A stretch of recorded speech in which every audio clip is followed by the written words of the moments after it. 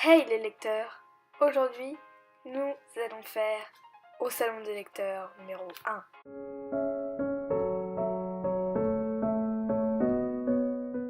Effectivement, voici le premier format que je lancerai sur ma chaîne, au salon des lecteurs.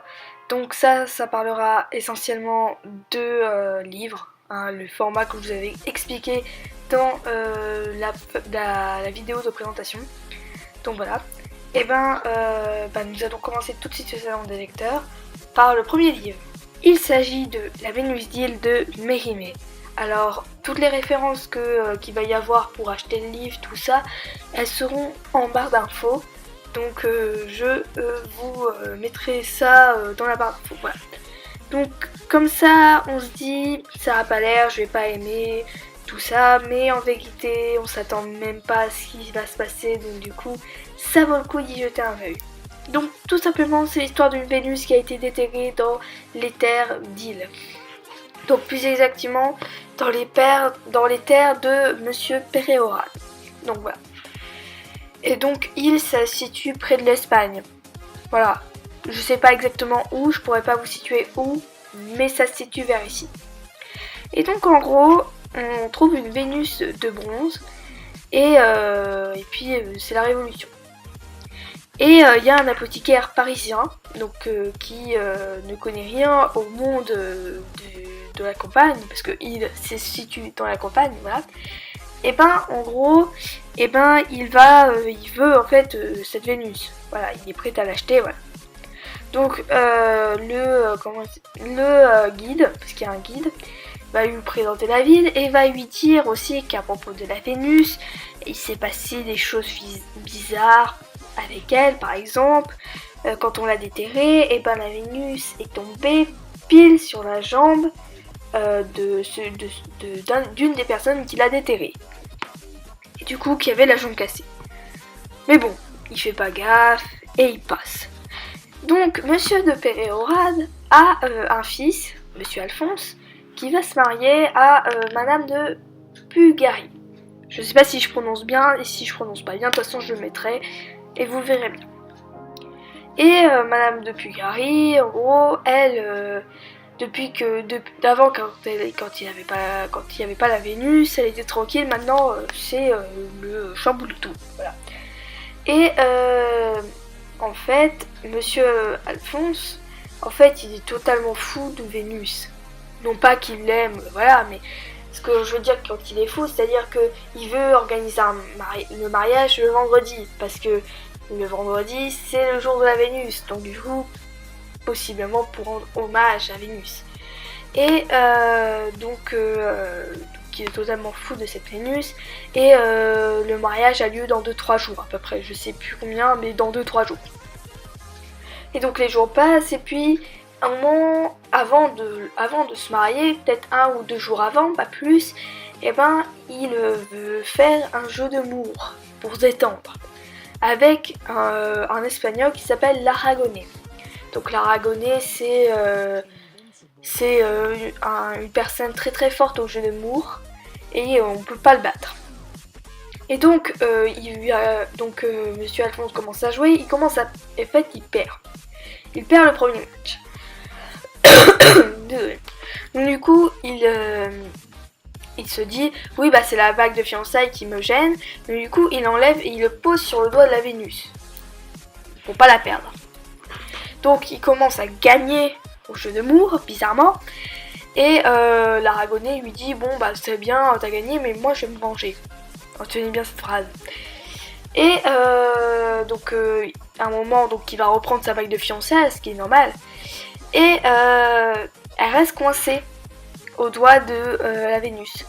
Alors le Parisien, donc dans ce livre, c'est le Parisien qui est le narrateur, donc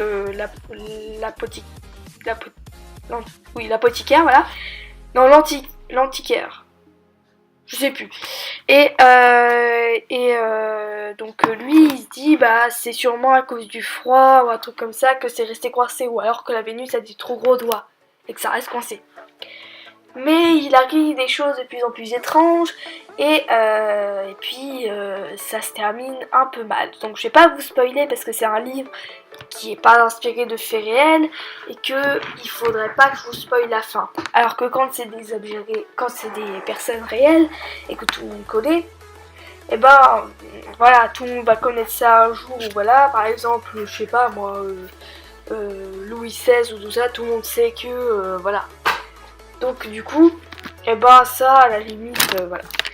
Donc nous allons passer au deuxième livre. Donc ce deuxième livre, c'est Anne Frank, la biographie. Donc toutes les références, de toute façon, en barre d'infos, bref. Continuons. Et donc d'abord, il faut lire la biographie avant de lire le journal d'Anne Frank, parce que le journal d'Anne Frank parle d'une étape de sa vie, et non pas de toute sa vie. Voilà, bref. Donc Anne Frank est une petite enfant juive allemande, et qui a vécu principalement à l'époque du règne d'Hitler, en gros, voilà. Et donc ses parents, Edith et Otto, sont obligés de partir à Amsterdam avec leurs deux filles, Anne et Margot. Donc elles vivent une enfance heureuse, mais à un moment, l'Allemagne s'empare des Pays-Bas. Et là, Hitler a le contrôle sur le Pays-Bas. Et il impose sa loi d'antisémisme, enfin bref, et il veut mettre tous les juifs dans les camps de travail. Et du coup, la famille Frank est obligée de fuir, en fait. Ils ne peuvent plus aller dans les écoles normales, ils sont obligés d'aller dans des écoles spécialisées pour les juifs, dans les lycées juifs, dans le lycée juif qui se situe près d'Amsterdam. Voilà. Donc ils sont obligés d'aller dans un bâtiment qui s'appelle l'Annexe. Donc ils ne sont pas tout seuls, ils sont avec les Pfeffer et les Van Pels, donc c'est des amis ou de la famille qui est du côté du père. Et du coup, son père le père d'Anne lui offre un carnet qu'elle va s'en servir comme journal et qu'elle va écrire pendant à peu près 3 ans tout ce qui se passe dans l'annexe, etc. etc. Et en fait, elle a juste une envie, c'est d'être libre. Parce que c'est une enfant qui bouge tout le temps, qui ne peut pas rester en place. Et du coup, elle veut être libre, c'est son seul souhait. Voilà. Et malheureusement, en 1943, si je dis pas de bêtises, 1944, un truc comme ça, 1943, et la famille Frank, les Van Pels et les Pfeffer, se font attraper. Et du coup, la famille Frank, sauf le père, sont emmenés dans des camps de travail, et après tout le reste sont partis dans des camps de concentration. Et donc du coup, à un moment même Edith va y aller du coup parce que elle sera beaucoup trop vieille. Donc pendant 2 ans, Margot et sa sœur Anne vont devoir travailler. Et finalement, Anne et Margot meurent d'une maladie pulmonaire dans les camps de travail. Et finalement, le seul survivant, ce sera Otto, qui après aura publié le journal de sa fille. Parce que malheureusement, elle n'aura pas survécu à tout cela, elle n'aura pas eu la vie qu'elle aurait espérée. Mais du coup, c'est ça qui est dommage et c'est ça qui est super triste dans son histoire, c'est l'espoir qu'elle avait qui finalement tout tombe à l'eau en fait. Donc du coup, voilà, c'est un roman assez triste, mais qui prouve bien que l'horreur était bien présente à l'époque d'Hitler. Ce n'est pas tout simplement des légendes qu'on racontait, c'était vraiment de l'horreur. Enfin bref. Parlons maintenant du 3e livre, donc Napoléon Bonaparte et l'Empire. Donc là je vais plus m'attarder sur l'édition parce que l'édition c'est sous forme de BD et ça nous raconte beaucoup plus que ce qu'on apprend à l'école. Voilà, tout simplement. Donc Napoléon et l'Empire, bon ça raconte l'histoire de Napoléon, donc qu'il est né en Corse, à Ajaccio, j'insiste bien là-dessus, enfin bref, voilà.